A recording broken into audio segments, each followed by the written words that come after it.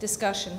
This is something that we initiated in 2015 in the Getty Research Institute in Los Angeles.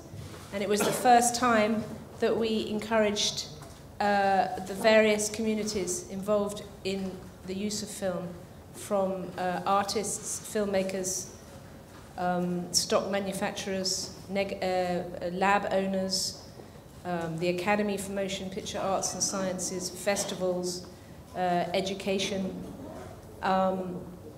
to sit around museums as well, to sit around one table and to discuss with great concentration how we could keep film as a medium available for future generations. And this was the first of four. This is the first of four.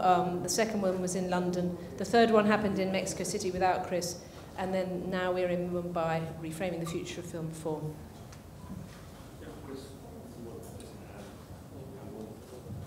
What do we want to tell about why we here? Why are we here? Yeah, we had a very productive meeting this morning with a lot of different members of the Indian filmmaking community, and what Tacita and I have been trying to do with these meetings, where we bring together all the different facets of film production and exhibition, is to really make the case for the place that celluloid film will have in the future in a post-digital world. And looking at the importance of film and celluloid film as a distinct medium, not as a technology that has been replaced by digital imaging, but as a creative medium that Tacita as an artist and myself as a narrative filmmaker that we depend upon. And we've had very productive coming together,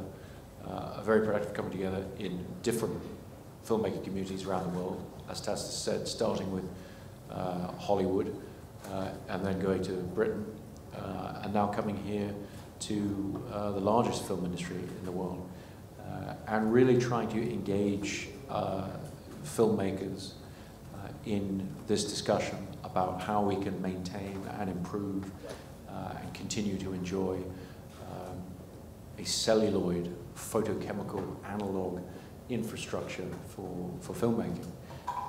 And the significance really of doing this with the Film Heritage Foundation is that this also has a very, very important part to play in preserving for future generations the history of film, and obviously in this case the history of Indian film, for future generations to be able to experience the way that those filmmakers who made those films originally intended, by promoting film print screenings, by being able to properly preserve and protect the works of the past and make them available to the audiences of tomorrow. Yeah, thank you, Chris, and thank you, Tacita, for being with us for this wonderful session we had. For the media, if you're interested, it was a very great mix. I think for the very first time, we had such wonderful people from different aspects of creativity coming together, whether you had the director Sabyasachi Mukherjee or Tasneem Mehta from the museums, or you had Shah Rukh Khan and Mr. Bachchan, or you had the exhibitors from Inox, PVR, even from SP Films from the South, or some of the big DOPs, Santosh Sivan, Sudeep Chatterjee, Jaya Bachchan, Anupama Chopra, Siddharth Roy Kapoor. And I think what is very important as a film preservationist and also as a filmmaker, because I've shot everything on celluloid in whatever I've shot with, is that we are fighting a battle to save celluloid films in India, where people are disbanding these films, people are not realizing the importance of celluloid. And when you have two such great advocates who are talking about coexistence with digital format, coexistence in projection, coexistence in every aspect as a medium of film, it just strengthens our advocacy for celluloid as a preservation tool. I mean, we shouldn't forget in India, till 2014, we were still shooting on film. I mean, when I shot Celluloid Man, I was so interested that it should be shot with different cameras. So I actually shot on every possible camera which existed, whether it was Super 8, 16, even a 70 Panavision, every possible, and it was because I wanted to experiment, because I knew that I'm dealing with a history of films, and with the history of films, what is fascinating for me is the transition of different periods which we've gone with, formats and the change we've seen in terms of celluloid. And I wanted to have all that in one film because I didn't know when will I get a chance to shoot different formats and different films. And I think that challenge to preserve different formats, the different forms of celluloid, I think that's something which is a challenge even now for us, because people are sort of digitally transferring films in a sort of format in India, especially for India, where everything is called HD, and we are disrespecting the aspect ratios. So for me, this dialogue was of utmost importance in projecting film, in shooting in film, and more importantly, for preservation. We have been reading reports everywhere of how many films are being lost or thrown, or I visit godowns, and you know, you're just seeing a sad way celluloid has been neglected, and people have just moved on. So I hope their advocacy will help us to preserve this long history. I mean, till 2014, we were shooting on celluloid. Do you want to throw that away? So let's preserve that. Yeah. So that's what we were talking about. Yeah. Anything? So do we take questions or we carry on? Yeah. Ira, do we take, that's it? Yeah.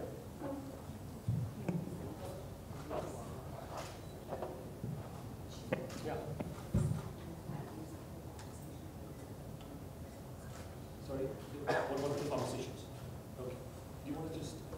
Continue. Yeah, just a few conversations. Okay, the first in the round table was divided into sort of three sections, and the first was about capture or filming. I should say that also amongst us was Jeff Clark, the CEO of Kodak, who in our Getty event came out and said that actually Kodak is absolutely committed to film.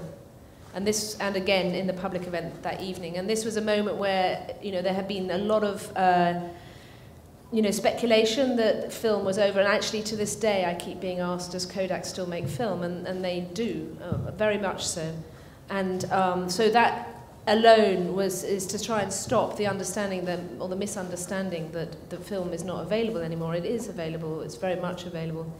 And I think the whole point of this, and I'm an artist, so my context is within galleries and museums, and what's very important to me, and which is as something that's, having spoken to Chris a bit about this, is that a lot of filmmakers are not allowed to choose, you know, actually don't have the right to, or the authority to choose the medium with which they want to make their work.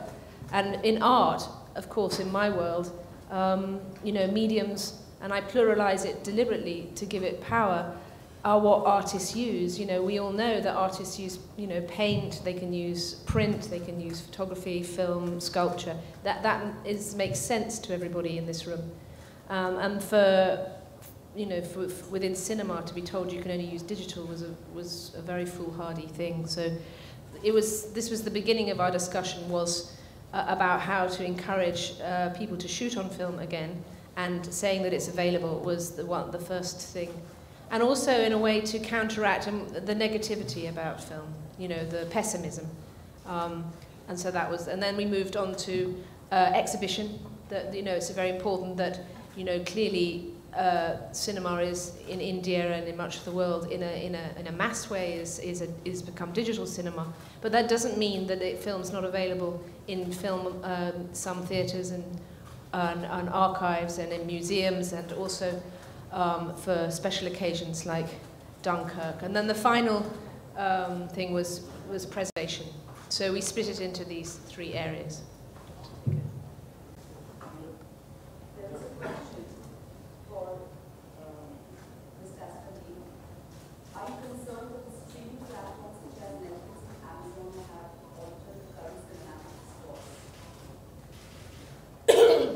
funnily enough, I don't think I should be the one answering that question, because I show in museums and galleries, and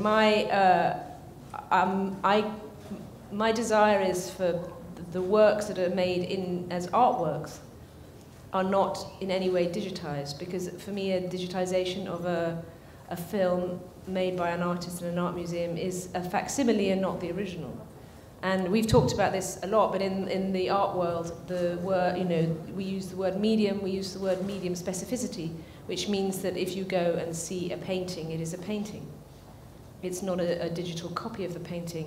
And the museum is the place that protects the original object. And we have to apply those rules within museology. We have to also apply them to within cinema. But I'm not the person to answer about streaming. Of course, it's more for Chris, I think. No, but there's a part to that. Oh, sorry. Probably the one that point to cover. So the events moving from mediums to exhibition platforms versus digital versus theatrical. Say that. Well, for a start, we're going to stop talking about film versus digital. This whole reframing the future of film is to start bringing in film plus digital. We're living in a landscape where we can have both. Everything is about choice. So it's very strange on this one issue we should be reduced to just one option again. And it's all about choice. So I don't know if that answers the question because I didn't quite hear it. Because as an artist, you should have the choice to decide the medium you want to shoot on. And that's what the dialogue is all about. That's what we are all looking at. That I should have the choice to preserve the film the way I want to preserve it. And I'm sure if I've made a film, I don't like to see celluloid, man. I try to push. I remember when it was chosen in Telluroid, and we had great friends there, and they said, it's too expensive to ship the print. I said, I'll offer to pay for it.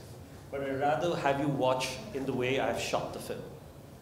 And that's what we all aspire to be as creative people, is that we want the original format in which way we have shot the film to be seen in that. The next question is addressed to Nolan. Are there any common misconceptions about digital and film that harm the conversation you want to initiate? There's a famous misconception about digital's longevity and reliability. What are some of the others? Well, I mean, a lot of the point of these events and the point of the conversation we had this morning was in dispelling certain myths. Really, these arise because there's been a very powerful financial imperative for electronics companies and technology companies to try and transform the industry. And that's always been the same. There's nothing new there. But what happens as a result is you tend to get accusations to undermine a particular medium, in this case film, accusations that it's more expensive or it's prohibitively expensive or it's too difficult or there aren't any projectionists left to project the film prints, these kind of things. We've spent the last few years just patiently explaining that film is here to stay and it's a wonderful medium that we can all enjoy, and we've continued to work in the same way we've been working for many years. And as Tacita said, it's really not about film versus digital. It's about preserving this medium for future generations of filmmaking to be able to use it.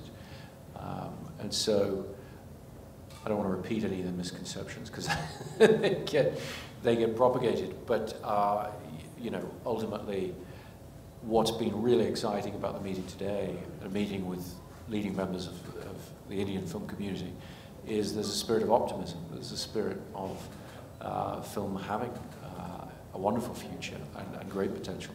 And there's a lot of excitement around it, a lot of excitement from filmmakers and exhibitors and everybody else in terms of continuing to give audiences a reason to leave their homes and come together in a movie theatre to experience a story.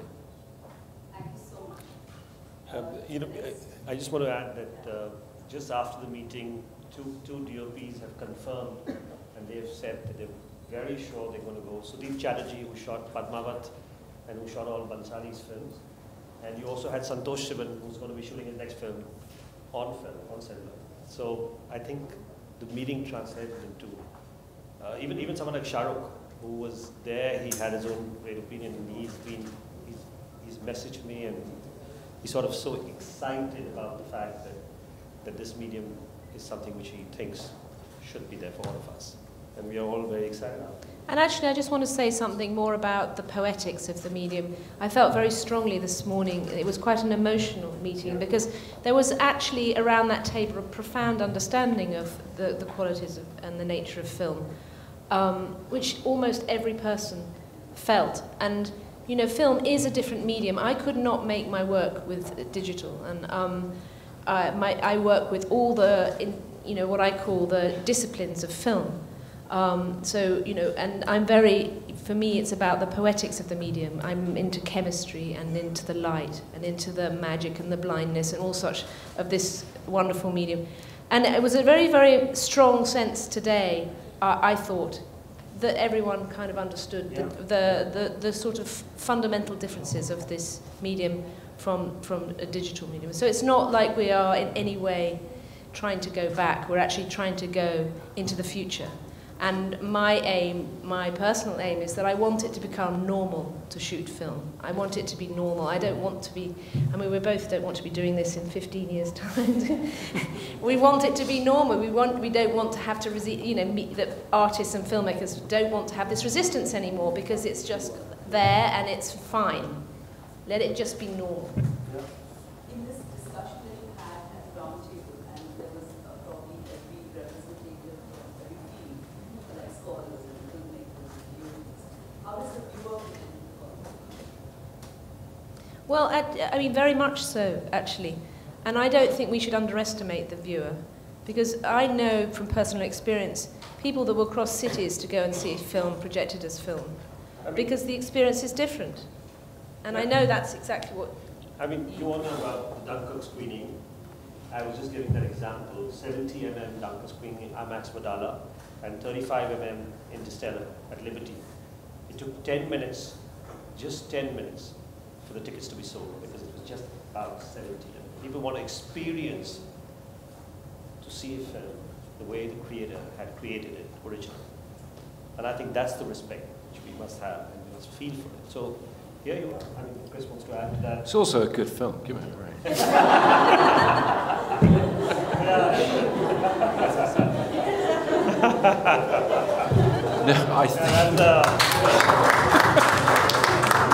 No, I think it's exactly the point, which is I work in a field where the audience is constantly being underestimated by people who finance the films and distribute the films. There's often a feeling of nobody cares, nobody knows the difference. And actually, when you talk about myths to be dispelled, I think the main myth is when this discussion has arisen in the past about why somebody would choose to shoot film, even if it seems more difficult than shooting digitally, they speak as if filmmaking were a logical and a pragmatic thing to do, and it's not. And no film is logical and pragmatic. Films are about dreams, they're about magic, they're about escapism and experience. And so, to a certain extent, you have to embrace your emotional side and your feelings about the medium, and whether you want to work that way or not work that way. Those things become important.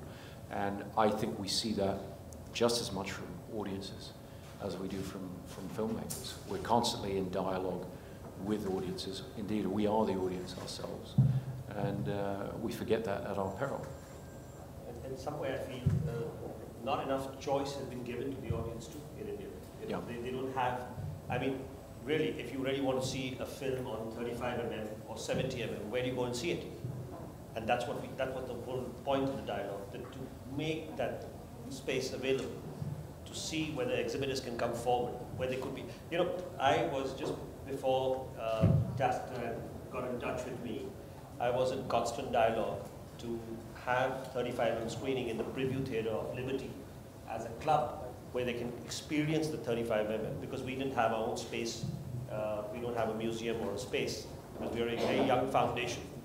And I think this dialogue will help that to sort of feature. Even the NCP, where we are going to be talking, they have 35mm screenings, they have 16mm dummy projectors, but they haven't been working. And the inspiration we will get out of this is the fact that you will see them running back soon. So I think the viewers are going to get it. It's going to change, and we hopefully this dialogue will help us to make it very soon. Thank you. Mr. Nolan, you're a great inspiration to most filmmakers and especially youth, especially in India. And although they follow you everywhere in your work and you're obviously a role model for them to shoot on film and not compromising on that, at times they feel very dispirited about their lack of option for shooting on film. What would you say to them? Well, I think making films is always about facing insurmountable, seemingly insurmountable odds. Anybody who tries out to go out and direct a film and has to get a budget, has to get a crew together, has to surmount all kinds of obstacles. And so I'm just trying to position and empower filmmakers to view their choice of medium as one of the things that they have to fight for.